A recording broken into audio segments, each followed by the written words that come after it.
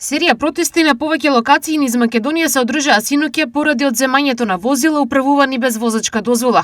Протести и блокади беа регистрирани во Окочани, Струмица, Штип, Прилеп, како и на патните правци кај Битола, при што на одделни места беа палени гуми и беше нарушен јавниот ред и мир.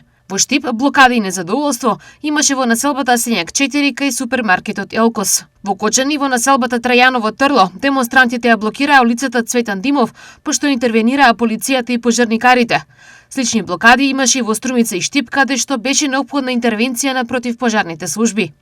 Најизразен протест се одржа во Битола, каде што жители од ромската населба Бајер ја блокираа обиколницата на патот Битола-Охрид, а потоа протестираа пред судот и полицијата. Тие бараат да им се овозможи добивање возачки дозволи без полагање возачки испит, со образложение дека дел од нив се необразовани и екзистенцијално зависат од возилата кои им се одземени. Дел од демонстрантите побараа и министерот за внатрешни работи да изнајде решение за овој проблем.